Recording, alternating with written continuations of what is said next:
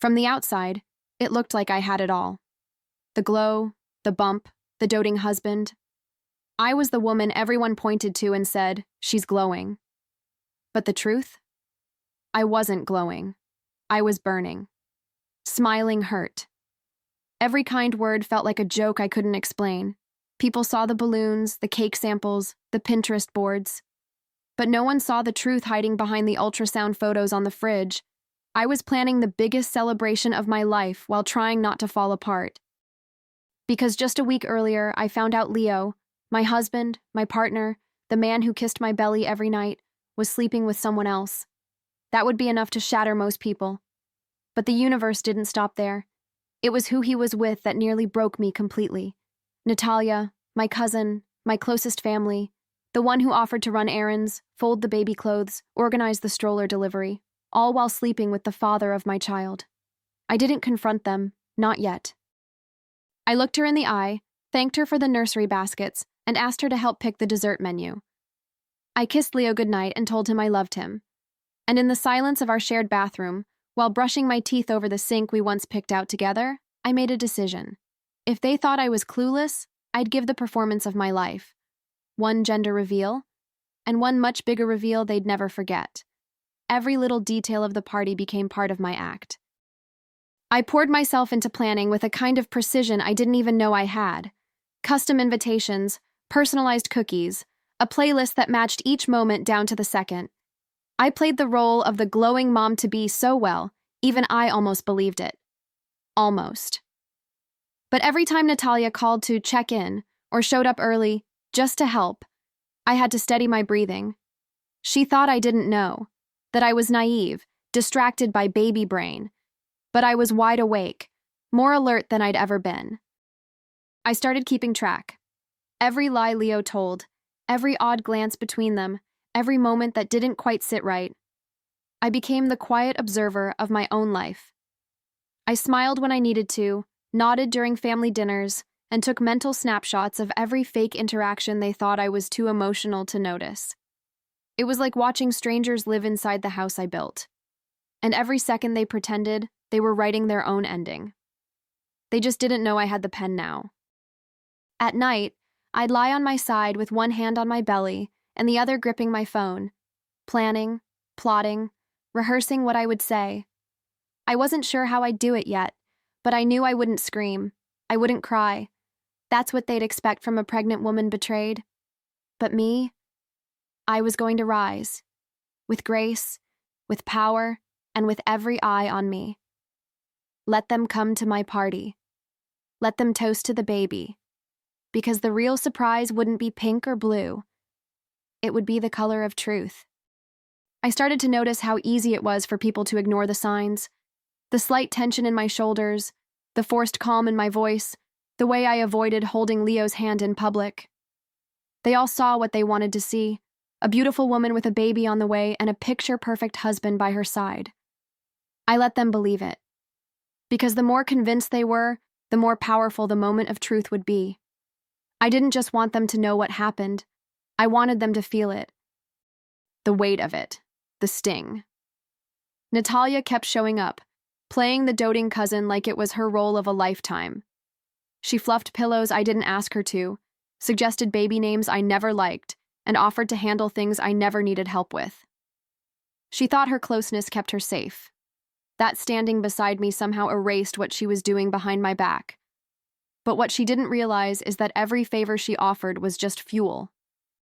Every fake smile, every "I'm just here for you," layered more irony onto what was coming. I let her get comfortable, because comfort breeds carelessness. And Leo? He was worse, affectionate, attentive, almost too much. He kissed my forehead in front of my parents, brought home flowers, just because, and kept touching my belly like he was reminding himself he was still playing the role of father and husband.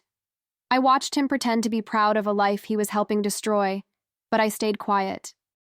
Because while he thought he was in control, I was already building the stage. And by the time the lights went up, they wouldn't even see the ending coming. I needed proof. Not just suspicions, not just gut feelings. I wanted something that couldn't be denied or spun.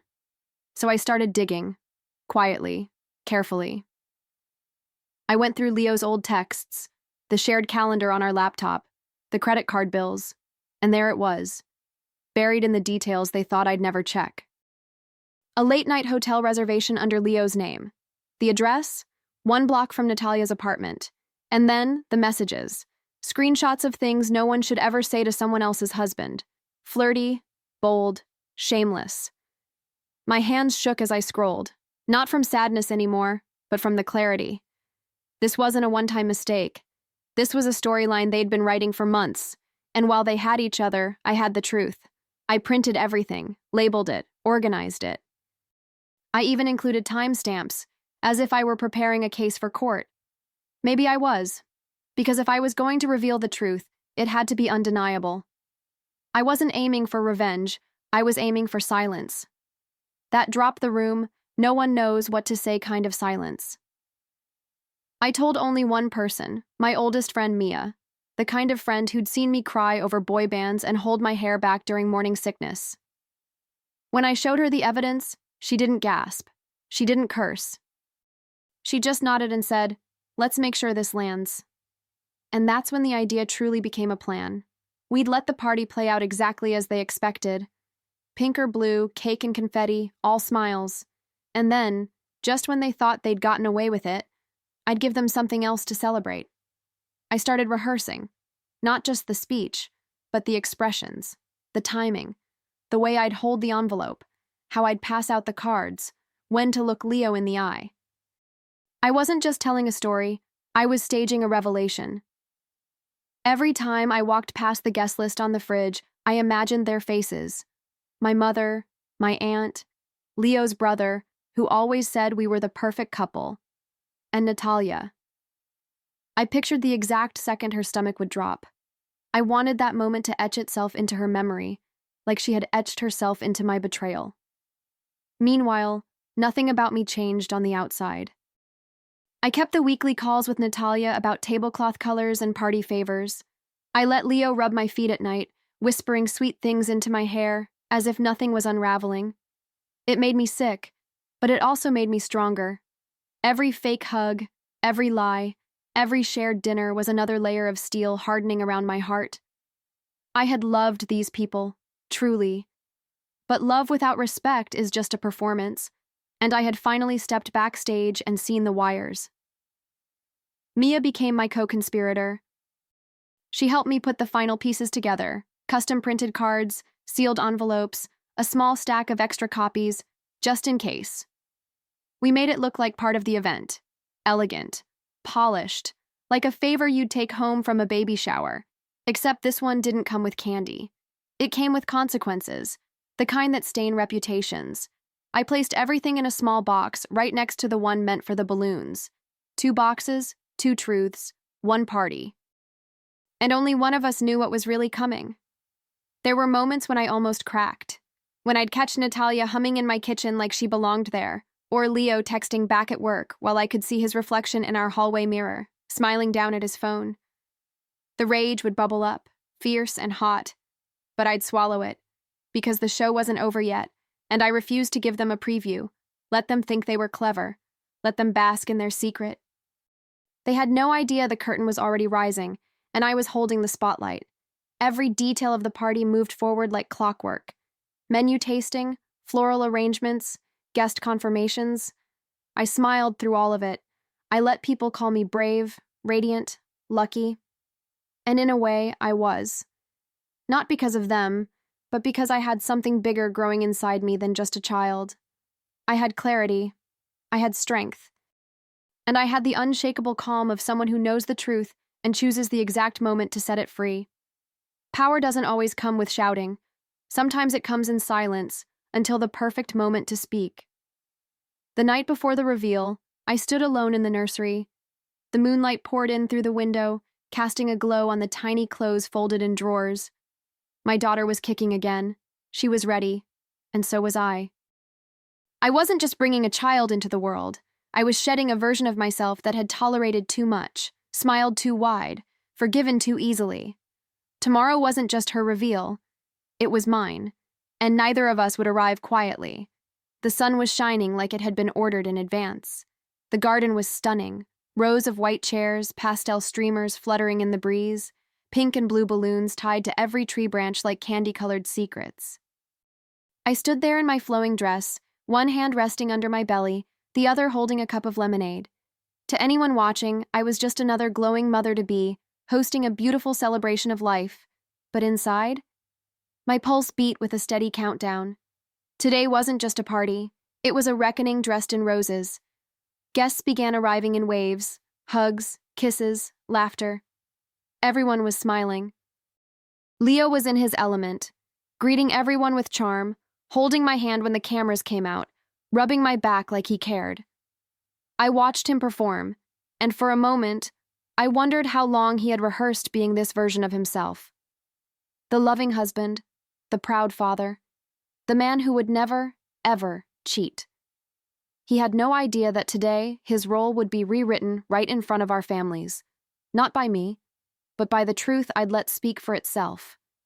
And then there was Natalia. Arriving late, of course, with a fake apology and arms full of decorations that no one asked her to bring. She moved through the party like she owned it, chatting with relatives, hugging me just a little too long, adjusting a napkin as if she was in charge. I watched her the way a storm watches a clear sky, knowing full well it was all about to change. She hovered close, always playing the doting cousin, the helper. But every time she smiled at me, I could feel the temperature drop. The music played softly in the background. Upbeat, harmless, the kind of songs you'd expect at a baby shower. Kids chased each other around the garden, adults clinked glasses, and someone passed around tiny cupcakes with pink and blue frosting. It was almost too perfect. And that's what made it surreal. Because while everyone else was caught up in the sweetness of the day, I was watching two people pretend their hands weren't already stained. I felt like I was moving through a dream, and I was the only one awake. Leo made a toast. He raised his glass, thanked everyone for coming, and kissed me on the cheek like we were the storybook couple. People applauded, cameras flashed, and all I could think about was the hotel receipt folded in my dresser.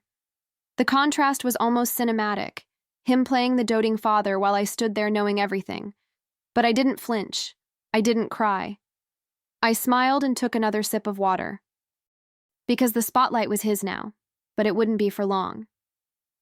At the center of the garden stood the box, tall, wrapped in pale yellow, tied with a satin bow. Inside were balloons that would float up and announce the next chapter of our lives. Everyone gathered around it, full of guesses, laughter, and hope. They thought this moment was about a baby, and in part, it was. But it was also about rebirth, mine. And before those balloons saw the sky, there was something else that needed to rise first. I looked around at the crowd, cousins, aunts, uncles, co-workers, even Leo's college friends. All of them gathered for joy, completely unaware of what they were about to witness. I caught Mia's eye across the lawn. She gave me the smallest nod, a silent cue. It was time. I walked slowly toward the box, every step feeling like a heartbeat. My heart wasn't racing. It was steady, deliberate. This wasn't panic. It was purpose. Leo came up beside me, smiling like a man who thought he had the perfect life. His arm slipped behind my back. Natalia hovered a few steps away, holding her phone up to record. She had no idea she'd be capturing her own downfall. The moment had arrived and everyone was waiting for the balloons, but before anyone could ask me to untie the bow, I raised my hand to quiet the crowd. "Before we find out if it's a boy or a girl," I said, my voice calm and clear, "there's something else I need to share." Silence. The kind of silence that feels like the air has thickened. All eyes turned to me. Leo froze. Natalia lowered her phone. My other hand reached behind the table where I had placed a second box.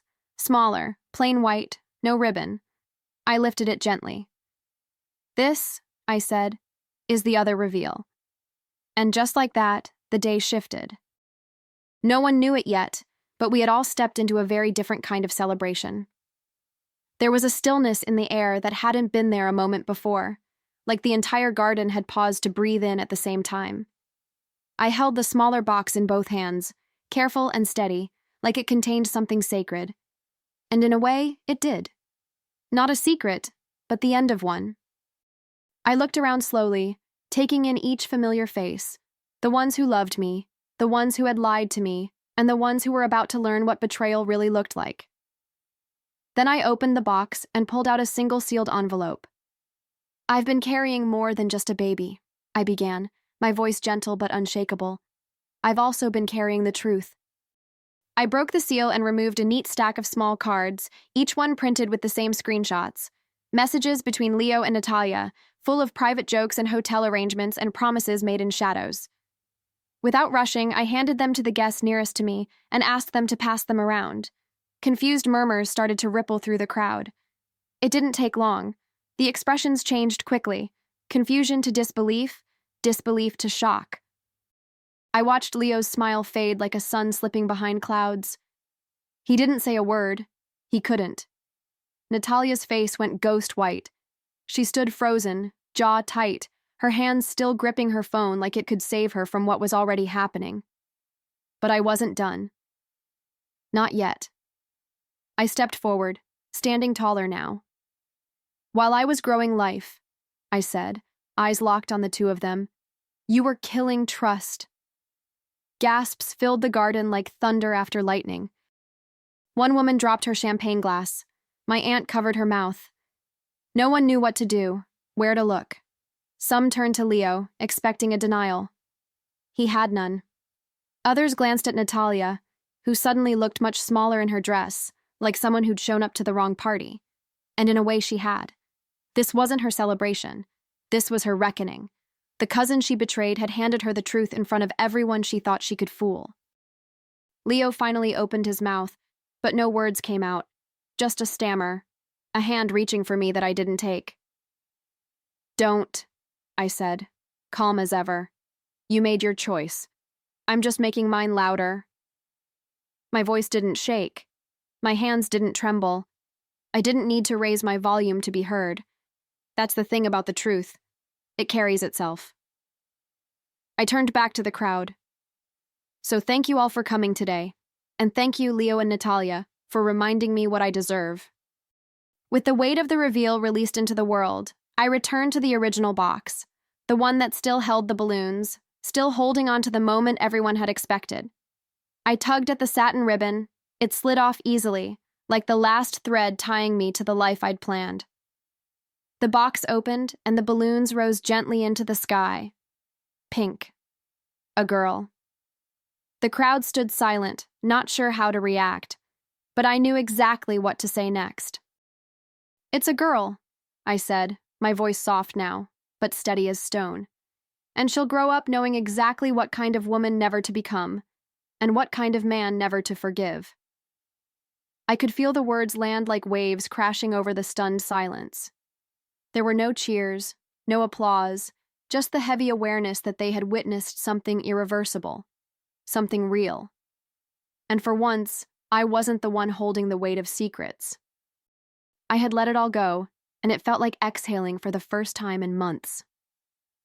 Some guests looked away, unsure of where to place their sympathy. Others stepped forward, my mother, Mia, a few friends who always knew something wasn't right.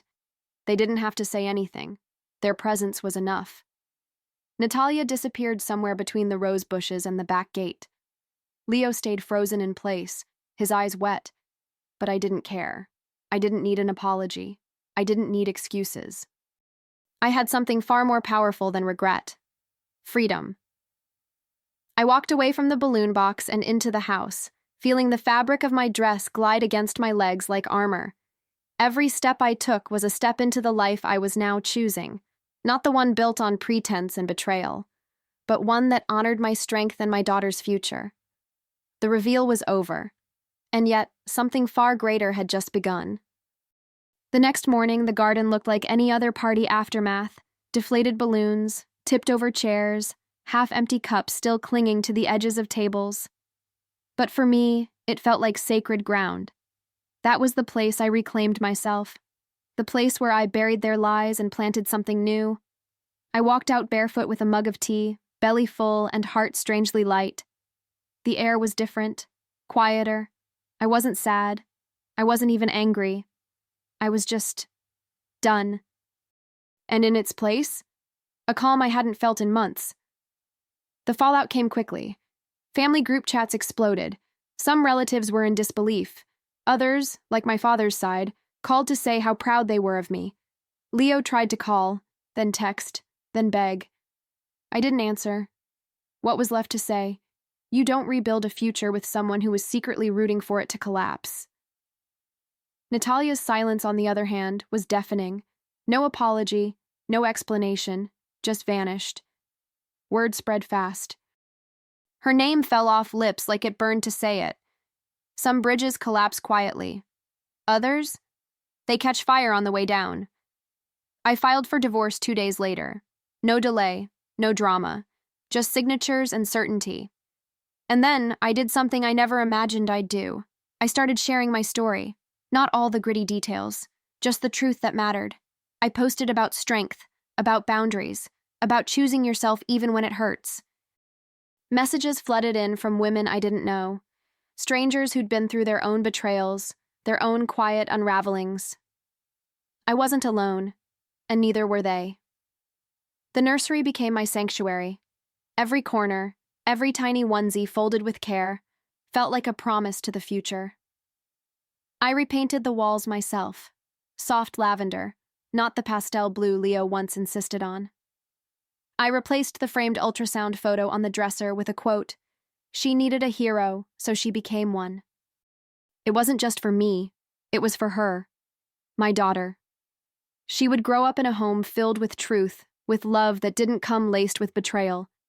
And every night, as I rocked back and forth in that old wooden chair, I whispered to her the story of how we began. I started hosting small gatherings, women from support groups, old friends, even women I'd met online through my posts. We didn't just share pain, we shared victories, healing.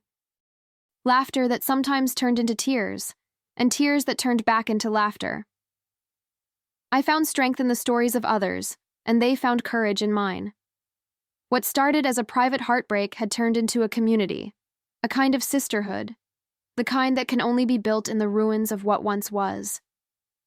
Mia stayed close, always showing up with something warm, homemade soup, fresh flowers, a quiet presence.